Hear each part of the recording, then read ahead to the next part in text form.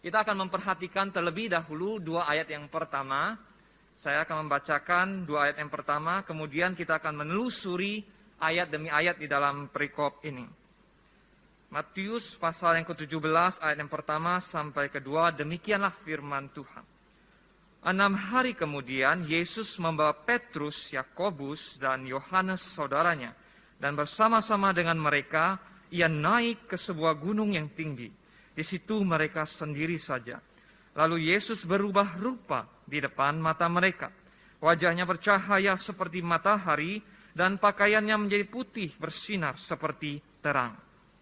Sedemikian pembacaan firman Tuhan. Berbahagialah kita yang memiliki kerinduan untuk belajar dari kebenaran firman Tuhan dan menjadi pelaku firman.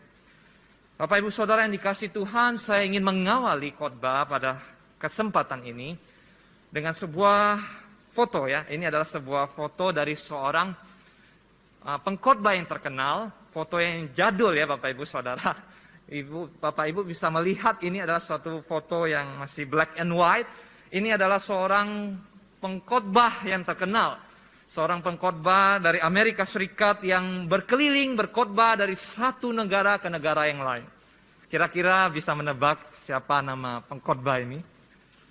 Ini tampang yang masih muda ya, tampang yang masih muda. Kalau diperlihatkan mungkin yang ini akan lebih mudah ditebak. Billy Graham. Benar sekali Bapak Ibu Saudara. Ini adalah seorang pengkhotbah terbesar, bisa dikatakan salah satu tokoh yang penting di dalam kekristenan di abad ini. Dia adalah Billy Graham yang baru tutup usia 2018 yang lalu. Bapak Ibu Saudara, tahukah kita bahwa dia seorang yang mempunyai latar belakang yang sebelum dia menjadi pengkhotbah, pada masa mudanya, dia adalah seorang yang hidupnya hancur-hancuran. Hidupnya tidak mau mengenal Tuhan, tidak mau mengenal tentang iman Kristen, dan dia menghabiskan kehidupannya untuk sesuatu hal yang tidak benar. Seseorang yang bisa dikatakan secara moralitas dunia bobrok. Orang muda yang memanfaatkan kemudaannya dengan cara yang keliru.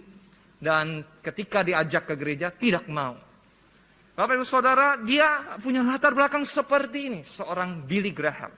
Tapi bagaimana kelanjutan ceritanya, bagaimana seorang muda yang hidupnya hancur ini dapat dipakai Tuhan menjadi seorang pengkhotbah yang memberitakan Injil Tuhan. Kita akan kembali pada cerita ini di akhir khotbah. Bapak Ibu Saudara yang dikasihi Tuhan, kalau kita melihat Matius pasal yang ke-17 ayat yang pertama, dikatakan di sana 6 hari kemudian Yesus membawa Petrus, Yakobus, dan Yohanes saudaranya. Bersama-sama dengan mereka ia naik ke sebuah gunung yang tinggi. Dikatakan di ayat pertama Yesus mengajak 3 murid terdekat, inner circle dari murid-murid Yesus, yaitu Petrus, Yakobus, Yohanes. 3 orang murid ini dibawa Tuhan bersama-sama naik ke atas gunung yang tinggi. Lalu apa yang terjadi Bapak Ibu Saudara? Dikatakan di ayat yang kedua, lalu Yesus berubah rupa di depan mata mereka. Wajahnya bercahaya seperti matahari. Dan pakaiannya menjadi putih bersinar seperti terang. Bapak Ibu Saudara, saya mengajak kita untuk membayangkan. Kalau hari-hari ketiga murid Yesus ini bersama-sama dengan Yesus. Gurunya ajak untuk pergi ke sinagog, ke rumah ibadat. Maka Yesus mengajar, mereka sudah terbiasa. Kalau gurunya mengajak mereka untuk bersama-sama mengadakan mukjizat, menyembuhkan yang buta melihat, yang lumpuh berjalan, tuli mendengar, yang kerasukan setan dibebaskan dari kuasa kegelapan. Mereka mungkin sudah terbiasa melihat seorang guru yang begitu dekat, yang bisa diajak ngobrol, yang bersama-sama makan dalam keseharian kehidupan. Tetapi pada ayat yang kedua dikatakan sebuah fenomena yang begitu luar biasa. Suatu penglihatan, suatu kejadian yang begitu fenomenal, supranatural, terjadi di hadapan mata mereka. Ketiga murid ini sudah terbiasa bersama-sama Yesus. Tetapi ketika mereka berada di atas gunung bersama sang guru, hari itu berbeda. Yesus berubah rupa. Inilah yang seringkali disebut sebagai transfigurasi Yesus. Transfiguration of Jesus Christ. Transfigurasi itu maksudnya apa? Transfigurasi itu maksudnya berubah rupa. Berubah, figurasi itu berbicara tentang wujud, gambaran, rupa. Tetapi ketika dikatakan di ayat yang kedua, Yesus berubah rupa. Yesus bertransfigurasi di depan mata ketiga muridnya ini. Dikatakan wajahnya bercahaya seperti matahari. Bayangkan terangnya seperti matahari, wajah dari Yesus. Dan pakaiannya menjadi putih bersinar seperti terang. Sesuatu yang terjadi di hadapan mata ketiga murid ini adalah sesuatu yang sangat supranatural, suatu penglihatan kemuliaan Yesus yang luar biasa, yang mereka tidak pernah saksikan seumur hidup mereka. Hari itu menjadi suatu perjumpaan dengan Yesus yang begitu berbeda kelihatannya. Wajahnya penuh kemuliaan seperti terangnya matahari, dan pakaiannya putih seperti terang. Wah, ketika ketiga murid ini bersama-sama dengan Yesus, menyaksikan Yesus berubah rupa, perasaannya pasti begitu luar biasa takjub. Seorang guru yang mengajar mereka berubah rupa di dalam kemuliaan yang ilahi. Dikatakan di ayat yang ketiga, maka nampak kepada mereka Musa dan Elia sedang berbicara dengan dia. Yesus berubah rupa saja mereka sudah terheran dan takjub. Lalu muncul kedua sosok yang disebutkan di dalam catatan Matius ini, Musa dan Elia. Bapak Ibu Saudara, mengapa di dalam penampakan kemuliaan Yesus ini ada sosok Musa dan sosok Elia? Jemaat yang kasih Tuhan, Musa adalah seorang tokoh yang kita kenal di dalam Perjanjian Lama. Tokoh yang sangat sentral ketika dikatakan bangsa Israel dibebaskan dari tanah perbudakan di Mesir, Tuhan memilih seorang yang bernama Musa. Dan Musa ini yang juga dipilih Tuhan untuk menuntun Israel selama perjalanan padang gurun. Dan tentu di dalam perjalanan itu ketika mereka ada di Gunung Sinai, Musa naik ke atas puncak Gunung Sinai. Si Musa menerima wahyu Taurat. Torah. Bukankah itu sesuatu yang sangat familiar bagi kita? Di dalam Perjanjian Lama ada kitab Taurat, 5 kitab Musa, dan kitab para nabi. Ketika dikatakan Musa muncul di sini mewakili hukum Taurat. Lalu ada sosok yang lain, yaitu sosok Elia. Elia adalah seorang nabi yang dipilih Tuhan, dan kita kenal bagaimana Tuhan memakai dia untuk memimpin bangsa Israel kembali menyembah Yahweh. Ketika orang-orang Israel mulai tergoda dengan penyembahan berhala, penyembahan ilah asing orang-orang Kanaan, Nabi Elia diutus. Terjadi pertarungan antara Nabi Elia dengan 400 Nabi Baal. Dan Elia juga mengalami perjumpaan dengan Tuhan di atas Gunung Horeb. Di dalam ketika dia mengalami ketakutan, kekhawatiran, dia lari dari Isebel, kemudian dia naik ke gunung Tuhan, dan dia mengalami perjumpaan dengan Tuhan. Bapak Ibu Saudara, Musa dan Elia sama-sama naik ke atas gunung, sama-sama mengalami perjumpaan dengan Tuhan dalam cara mereka berjumpa dengan Tuhan secara spesifik. Tetapi ketika di atas gunung yang tinggi ini, dikatakan Yesus berubah rupa, kemudian muncul sosok Musa dan sosok Elia. Maksudnya adalah ketika Musa muncul itu mewakili kitab Taurat. Mewakili Taurat. Sedangkan Elia mewakili golongan para nabi-nabi. Seorang nabi Elia yang dipakai Tuhan memimpin Israel balik kembali kepada penyembahan yang benar. Lalu di tengah-tengah Yesus. Bapak Saudara yang dikasihi Tuhan. Ketika Yesus menjadi yang berada di tengah. Yesus berarti sebagai puncak suatu penggenapan dari seluruh nubuat Perjanjian Lama. Orang Israel menanti-nantikan Mesias. Orang Israel menanti-nantikan Sang Raja yang diurapi, yang dijanjikan Tuhan. Dan penggenapan dari seluruh Perjanjian Lama ada di dalam Mesias yang sejati, Yesus Kristus. Ketika kita lanjutkan di ayat yang keempat, kata Petrus kepada Yesus, Tuhan, betapa bahagianya kami berada di tempat ini. Jika Engkau mau, biarlah aku dirikan di sini 3 kemah. Satu untuk engkau, satu untuk Musa, dan satu untuk Elia. Kalau kita melihat narasi catatan Injil Lukas tentang peristiwa transfigurasi Yesus ini, dikatakan sebenarnya di situ Petrus sudah kehilangan kata-kata. Ketika mengalami suatu perjumpaan dengan Yesus yang begitu mulia, Yesus yang berubah rupa dalam segala keagungannya itu, Petrus bingung mau berkata apa. Tetapi seorang juru bicara di antara murid-murid Yesus, seorang Petrus yang vokal, tetap saja berbicara. Lalu dikatakan seperti ini, Tuhan betapa bahagianya kami berada di tempat ini. LAI terjemahan baru menerjemahkan katanya, betapa bahagianya.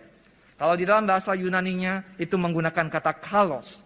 Di dalam banyak terjemahan bahasa Inggris seringkali disebutkan, diterjemahkan sebagai it is well, it is good. Tetapi kalau melihat di dalam kata Yunani yang dipakai adalah satu kata kalos. Kalos ini dapat dipahami berarti indah. Sesuatu yang indah. Dan di dalam pemahaman seperti ini, di dalam konteks perikop ini, saya melihat bahwa ini lebih tepat diterjemahkan di dalam pengertian transfigurasi. Keindahan transfigurasi Yesus mengundang ketakjuban. Sesuatu yang begitu indah, yang begitu mulia, yang begitu agung, mengundang rasa takjub dan kekaguman. Itu kalos. Suatu keindahan yang tidak ada taranya. Keindahan Yesus di dalam kemuliaan ilahinya. Lalu dilanjutkan kata Petrus, jika engkau mau, biarlah kudirikan di sini 3 kemah. Tidak tahu mau ngomong apa, lalu Petrus berkata, biarlah kudirikan di sini 3 kemah. Bapak Ibu Saudara, di sini disebutkan kemah. Saya ingin mengajak kita untuk melihat satu bagian dari Perjanjian Lama di Imamat pasal 23 ayat 42 sampai 43. Di dalam pondok-pondok daun kamu harus tinggal 7 hari lamanya. Setiap orang asli di Israel haruslah tinggal di dalam pondok-pondok daun. Supaya diketahui oleh keturunanmu bahwa aku telah menyuruh orang Israel tinggal di dalam pondok-pondok selama aku menuntun mereka sesudah keluar dari tanah Mesir. Akulah Adonai Allahmu. Dalam terjemahan, misalkan di dalam salah satu terjemahan disebutkan, and Peter said to Jesus, Lord, it is good that we are here. If you wish, I will make 3 times here, one for you, and one for Moses, and one for Elijah. Bapak Ibu Saudara, kalau kita memperhatikan, di situ saya ada memberikan warna yang berbeda, tenda, kemah, tents, ya. Dan di dalam Imamat ayat pasal yang 23 ayat 42, pondok-pondok daun. Nah, di dalam terjemahan Yunani dari Imamat, Septuaginta pada bagian ini, pondok-pondok daun itu menggunakan kata skenais, skene. Kata yang sama di dalam bahasa Yunani yang dipakai di ayat Matius yang sebelumnya kita baca. Di ayat yang keempat dari pasal 17 ini. Kemah. Jadi Bapak Ibu Saudara, ketika saya memperhatikan bagian ini, maksud dari seorang Petrus mengatakan dia ingin membangun kemah untuk baik Yesus, Musa, dan Elia, adalah suatu maksud sebagaimana misalkan di dalam hari raya Pondok Daun. Orang-orang Yahudi mempunyai banyak hari raya Bapak Ibu. Dan salah satu hari raya yang penting itu adalah hari raya Pondok Daun. Jadi ketika hari raya Pondok Daun mereka membuat kemah, membuat dari bahan-bahan yang berhubungan dengan daun, pelepah, daun, tanaman, dan lain sebagainya. Menjadi tempat kediaman sementara. Dan ini mengingatkan mereka bagaimana Tuhan menebus mereka dari tanah Mesir dan menuntun mereka selama perjalanan di padang gurun. Ya, jadi orang-orang Israel berjalan di padang gurun, mereka diingatkan Tuhan yang menebus, Tuhan menyertai, Tuhan menuntun. Di dalam hari raya Pondok Daun mereka memperingati. Nah, ketika dikatakan di dalam hari raya Pondok Daun, di sana dikatakan 7 hari lamanya. Ketika Petrus mengatakan dia ingin membangun kemah, ini akan lebih tepat dipahami bahwa dia sedang ingin berlama-lama dengan perjumpaan, dengan pengalaman supranatural ini, berjumpa dengan Yesus yang berubah rupa dalam kemuliaan. Betapa indahnya berada di dalam hadirat Yesus yang berubah rupa seperti ini. Dia ingin berlama-lama dengan pengalaman bersama Yesus yang begitu agung dan mulia ini. Dan tiba-tiba, sedang ia berkata-kata, Petrus berkata-kata, turunlah awan yang terang menaungi mereka. Dan dari dalam awan itu terdengar suara yang berkata, inilah anak yang kukasihi, kepadanyalah aku berkenan, dengarkanlah dia. Jemaat yang dikasihi Tuhan, ketika Petrus memulai kata-kata yang seperti itu, lalu tiba-tiba terjadi turunlah awan yang terang menaungi mereka. Yesus berubah rupa di hadapan mata 3 murid ini, lalu dikatakan muncul sosok Musa, kemudian muncul sosok Elia, kemudian Petrus berbicara, mari kami bangunkan untuk engkau kemah. Lalu muncul intervensi tambahan ketika itu dikatakan turunlah awan yang terang. Bapak Ibu Saudara, ini mengajak kita untuk kembali mengingat di Keluaran pasal yang ke-40.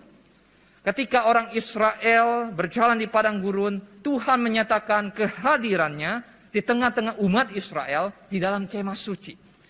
Dan Musa ketika memimpin semua pembangunan kemah suci itu selesai, di Keluaran pasal yang 40 dikatakan awan itu menaungi kemah pertemuan. Dan kemuliaan Tuhan memenuhi tempat itu. Nah, ini yang seringkali disebut orang-orang Yahudi sebagai Shekinah. Shekinah itu berasal dari kata kerja Ibrani sakan, berdiam, tinggal. Jadi ini berbicara tentang kehadiran Tuhan yang tinggal berdiam di antara umatnya. Ini bukan sekedar gambaran awan yang biasa-biasa saja. Awan yang memenuhi kemah suci. Awan yang turun di atas gunung yang tinggi itu. Merujuk kepada awan kemuliaan hadirat Allah. Merujuk pada keagungan kemuliaan Allah yang hadir di tengah-tengah mereka. Lalu dikatakan dari dalam awan itu terdengar suara yang berkata, inilah anak yang kukasihi, kepadanyalah aku berkenan, dengarkanlah dia. Ini mengajak kita untuk kembali mengingat peristiwa pembaptisan Yesus. Bukankah dikatakan di Matius pasal yang ketiga ayat 17. Lalu terdengar suara dari sorga dan berkata, inilah anak yang kukasihi, kepadanyalah aku berkenan. Peristiwa pembaptisan menunjukkan bahwa Yesus adalah yang datang dari Allah. Anak yang dikasihi Allah, anak yang diutus Allah ke dalam dunia. Dan di dalam peristiwa transfigurasi ini, sekali lagi suara dari sorga, suara dari Allah Bapa berfirman, inilah anak yang kukasihi, kepadanyalah aku berkenan. Mereka mendapatkan suatu konfirmasi, afirmasi penegasan kembali, bahwa guru yang sudah mereka ikuti selama beberapa waktu di dalam segala pelayanan Yesus yang begitu banyak, bukan sembarang rabi, bukan sembarang guru. Ini adalah anak Allah, Son of God. Dialah anak Allah yang datang ke dalam dunia. Dan dikatakan di dalam catatan Matius di ayat yang kelima, dengarkanlah dia. Dengarkanlah Yesus. Yang disebut sebagai anak yang kukasihi bukan Musa, bukan Elia, tapi Yesus yang bertransfigurasi itu. Bukan Musa, bukan Elia, tetapi Yesus Kristus. Ayat 6. Mendengar itu tersungkurlah murid-muridnya dan mereka sangat ketakutan. Lalu Yesus datang kepada mereka dan menyentuh mereka sambil berkata, berdirilah, jangan takut. Dan ketika mereka mengangkat kepala, mereka tidak melihat seorang pun kecuali Yesus seorang diri. Bapak Ibu Saudara, kalau kita melihat narasi kisah dari transfigurasi Yesus, Yesus dimuliakan di atas gunung ini. Kita melihat murid-murid menjadi begitu sangat ketakutan. Apalagi Petrus yang barusan ngomong, biarlah aku dirikan satu kemah untuk engkau Yesus, satu kemah untuk Musa, satu kemah untuk Elia. Lalu ada intervensi dari Allah, suara Allah. Dengarkanlah dia. Tentu saja mereka begitu ketakutan. Suatu perjumpaan, suatu teofani, suatu pernyataan kehadiran Allah yang begitu mulia dan agung. Membuat mereka ketakutan. Tetapi Yesus berkata, jangan takut. Dan ketika mereka mengangkat kepala, tidak ada seorang pun lain lagi selain Yesus seorang diri. Bapak Ibu Saudara, mungkin sebagian dari kita bertanya-tanya, mengapa setelah Paskah kita merenungkan suatu perikop Yesus dimuliakan di atas gunung. Bapak Ibu Saudara, transfigurasi biasanya dirayakan pada bulan Agustus. Sebagian gereja memilih untuk membawa topik atau perikop dari Yesus yang bertransfigurasi, yang berubah rupa di atas gunung ini pada waktu masa-masa Prapaskah, pada waktu masa-masa sengsara, memperingati sengsara Kristus Yesus. Tetapi pada hari ini kita dipanggil untuk bersama-sama merenungkan mengapa. Dan ini jawabannya di ayat yang ke-9. Pada waktu mereka turun dari gunung itu, Yesus berpesan kepada mereka, "Jangan kamu ceritakan penglihatan itu kepada seorang pun, sebelum Anak Manusia dibangkitkan dari antara orang mati." Yesus berkata kepada ketiga murid yang mengalami perjumpaan penglihatan yang begitu mulia, supranatural itu, "Jangan kamu ceritakan penglihatan itu pada siapapun." Apa syaratnya? Sebelum Anak Manusia, maksudnya Yesus sendiri, sebelum Yesus dibangkitkan dari antara orang mati. Bapak Ibu Saudara, kalau kita melihat satu bagian ini, dikatakan di sana sebelum Yesus dibangkitkan dari antara orang mati. Lalu kita bertanya-tanya juga, bagaimana, apa makna transfigurasi Yesus bagi kita?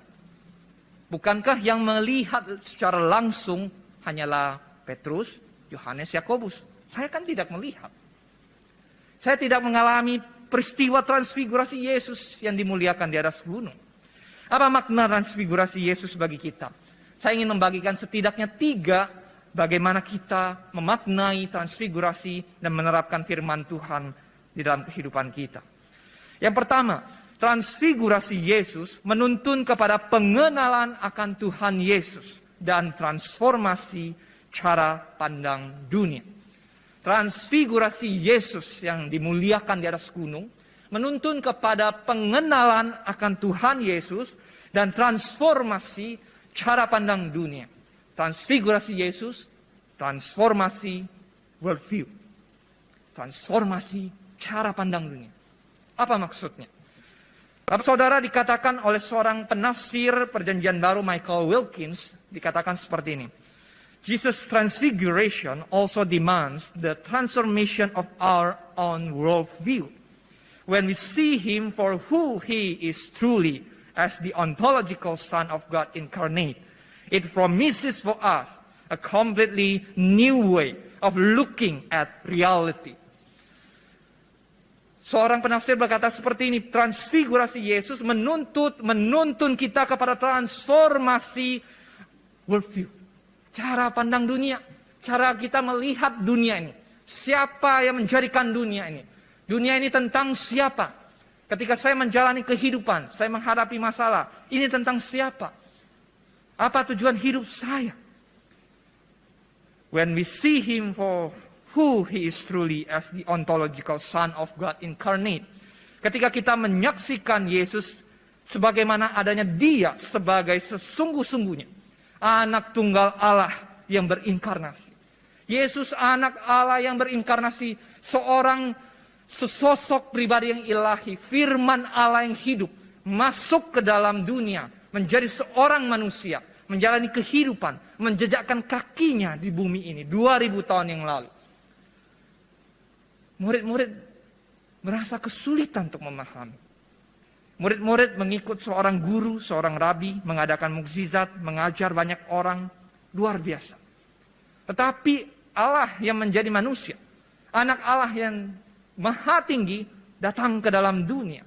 Itu menjadi sesuatu yang sangat bingung bagi mereka. Bukan sesuatu yang mudah dipahami oleh mereka.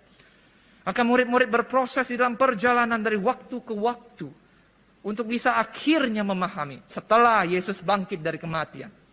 Setelah Yesus mengalahkan maut, Yesus yang mati di kayu salib, Yesus yang bangkit pada hari yang ketiga, Yesus yang menunjukkan bahwa dia bangkit di antara begitu banyak saksi mata.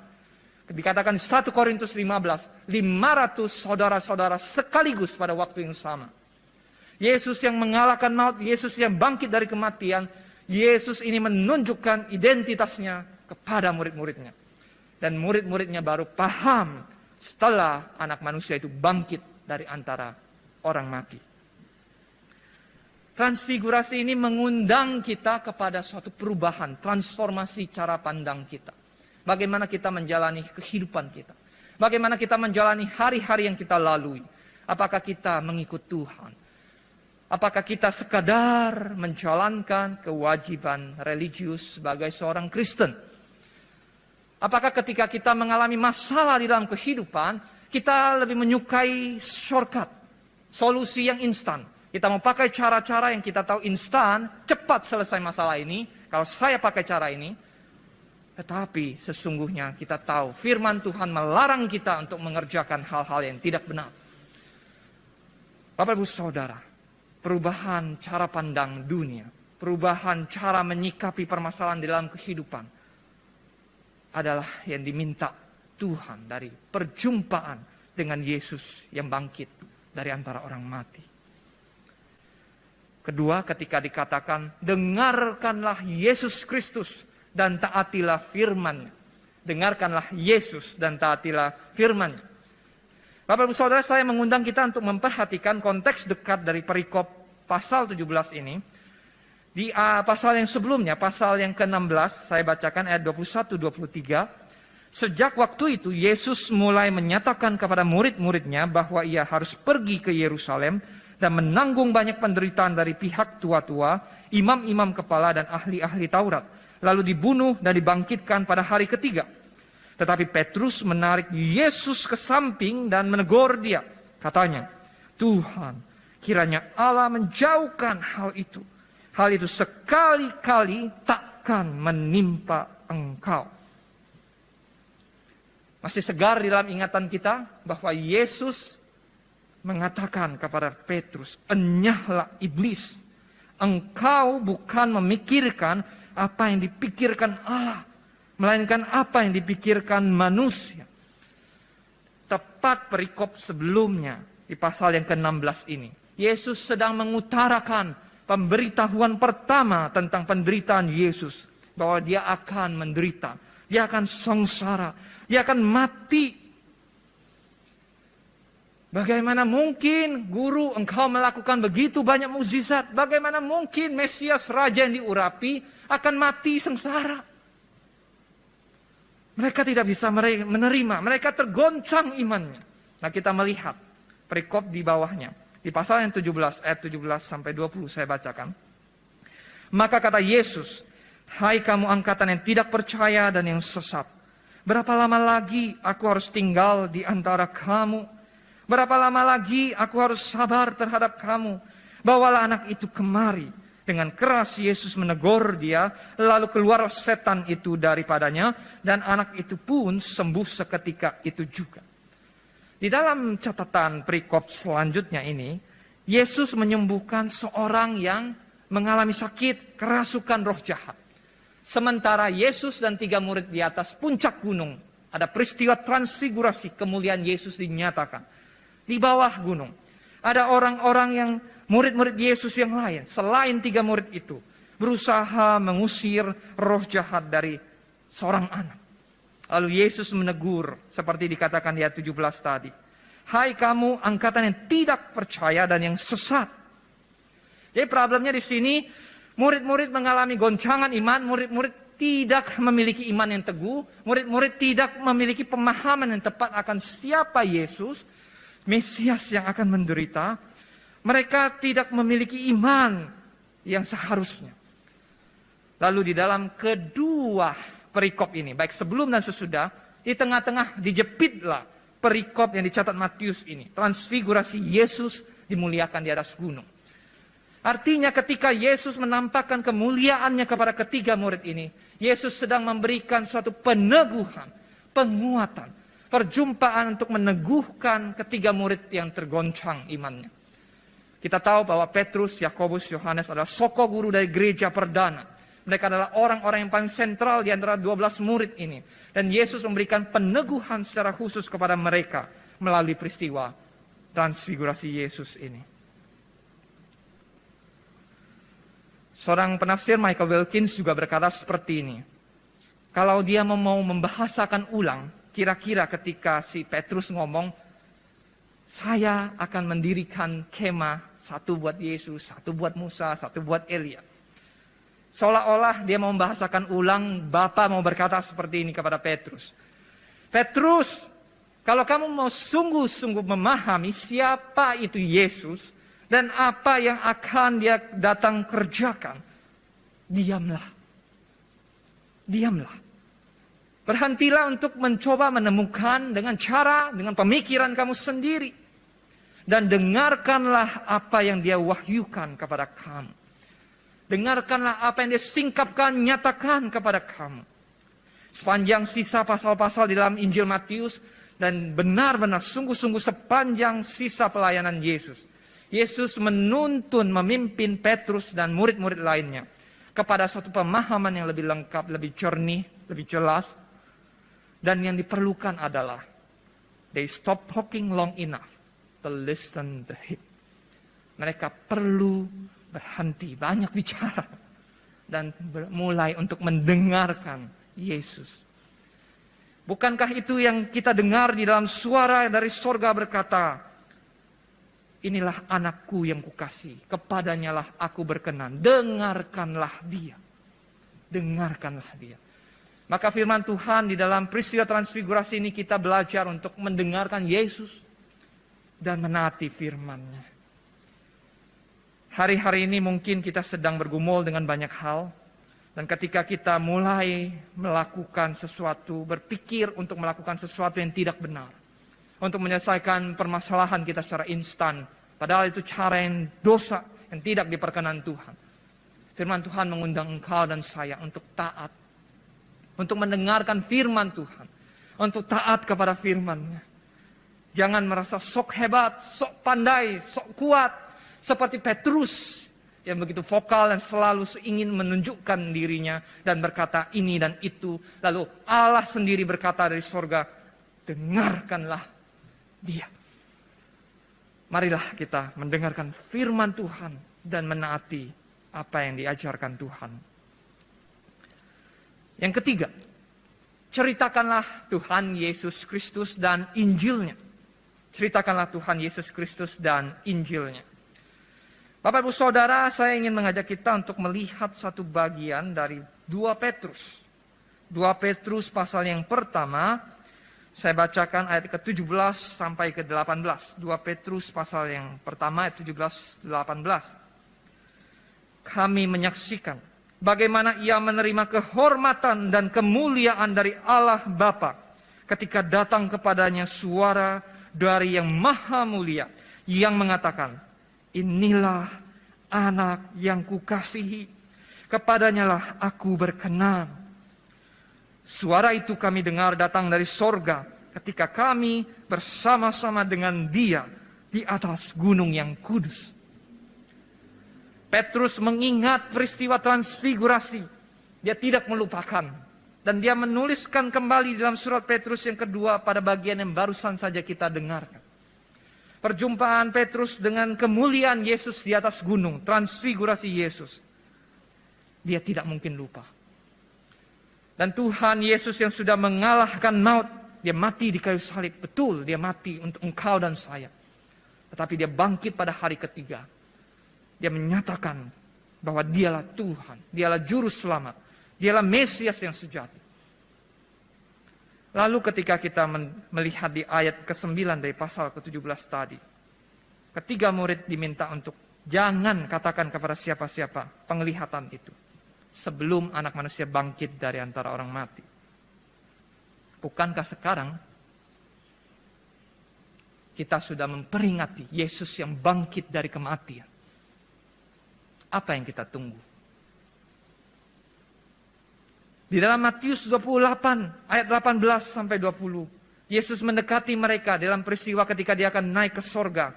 Dia berkata, kepadaku telah diberikan kepada segala kuasa di sorga dan di bumi. Pergilah, jadikanlah semua bangsa muridku, dan baptislah mereka dalam nama Bapa dan Anak dan Roh Kudus. Ajarlah mereka melakukan segala sesuatu yang telah kuperintahkan kepadamu. Dan ketahuilah, aku menyertai kamu senantiasa sampai kepada akhir zaman. Ceritakanlah Tuhan Yesus dan Injilnya. Bapak Ibu Saudara, saya kembali pada kisah yang saya ceritakan di awal khotbah tadi. Billy Graham, seorang pengkhotbah yang begitu terkenal, memberikan suatu proklamasi Injil, mengkhotbahkan tentang Yesus kepada begitu banyak orang.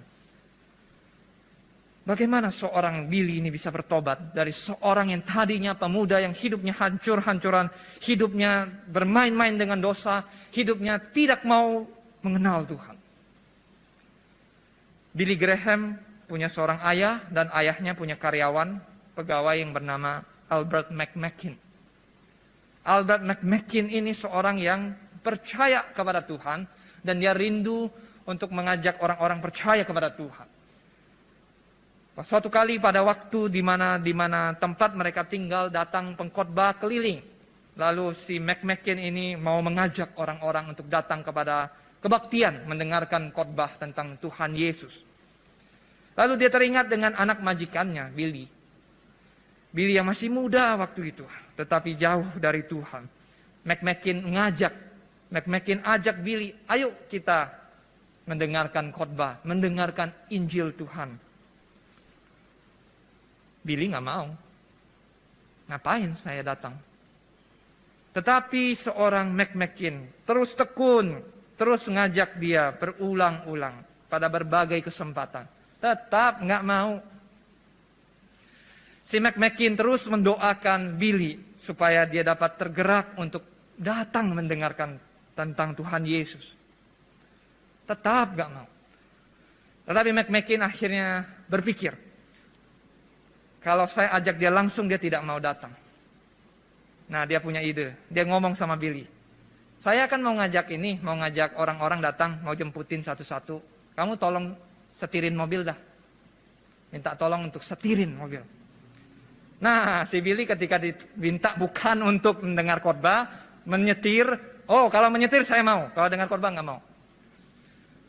Lalu pergilah si Billy ini menjadi seorang driver, menyetir mobil, membawa orang-orang yang mau datang ke khotbah, ke kebaktian, dijemputin satu-satu. Tapi drivernya nggak mau turun dengar khotbah. Tetapi itu terus diulang.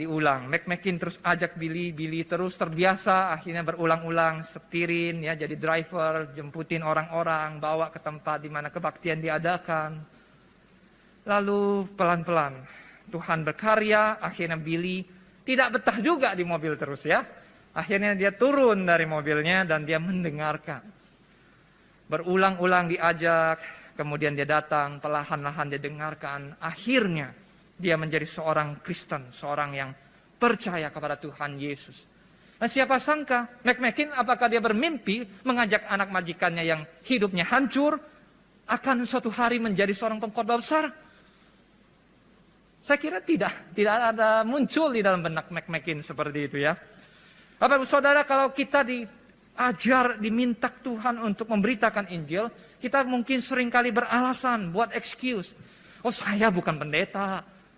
Saya bukan cuantau, saya bukan penginjil. Itu pekerjaan guru Injil, pekerjaan pendeta. Saya bukan, saya jemaat awam biasa saja. Bapak Ibu Saudara, kita mungkin tidak dipanggil menjadi pengkhotbah besar seperti Billy Graham. Tetapi engkau dan saya, bukankah bisa menjadi seperti McMakin? Mengajak, mendoakan, mengajak orang untuk datang beribadah. Mengajak orang untuk mendengarkan Injil Tuhan Yesus. Mendoakan dia secara personal. Pertanyaannya apakah bisa? Bisa. Pertanyaannya apakah kita mau? Apakah kekristenan kita hanya tentang diri saya? Tentang kepuasan saya? Tentang apa yang menyenangkan hati saya? Atau kekristenan kita adalah tentang Injil Tuhan Yesus? Maukah kita berdoa, mengajak orang untuk datang mendengarkan Injil Tuhan?